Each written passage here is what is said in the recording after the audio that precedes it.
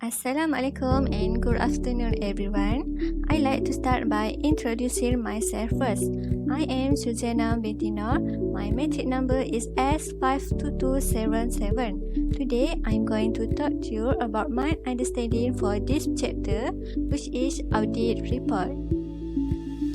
The company that I choose, which is Audit Corporation Berhad, and now known as Iksan Holding Berhad.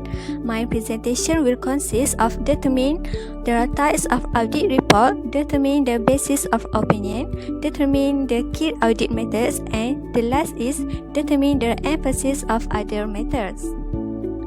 First, I would like to determine the types of audit opinion. There are 4 types of audit opinion, but there are 3 types of modified audit opinion, namely qualified audit opinion, adverse audit opinion, and disclaimer audit opinion.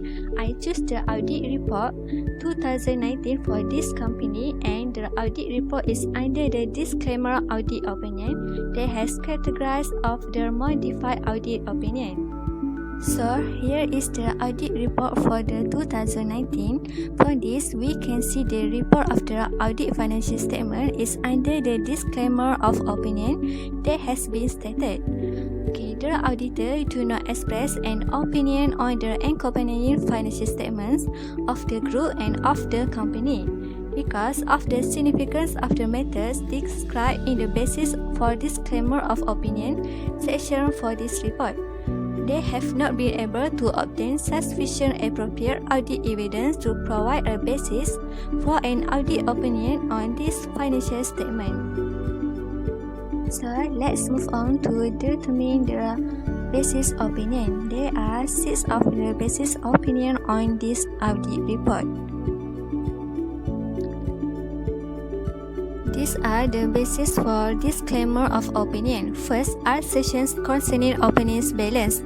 The auditor were unable to justify themselves in respect of the following assertions and obtain sufficient appropriate audit evidence to determine whether the opinion balance as of 1st January 2018 for the following do not contain material misstatement. Second, disposal of 10 subsidiary. The auditor were unable to determine whether the minority interest shareholders' ownership have been dealt with by the purchasers in computation of the total net liabilities of the stated companies. For calculation of loss on disposal, only the company share percentage of net liability have been accounted for. Third, deconsolidation of subsidiary disposed. The auditor were unable to ascertain that the consolidated group financial statement do not contain material misstatement. The fourth, insufficient documentary evidence pertaining to current year's transactions. The auditor were unable to obtain sufficient appropriate audit evidence as to the accuracy, completeness, and correctness. Next, disclosure of contingent liabilities. The auditor are unable to obtain appropriate audit evidence as to the amount of liability and all contingent liability accrued to the company or the group as at 30 June 2019. Last but not least, material uncertainty related to going concern.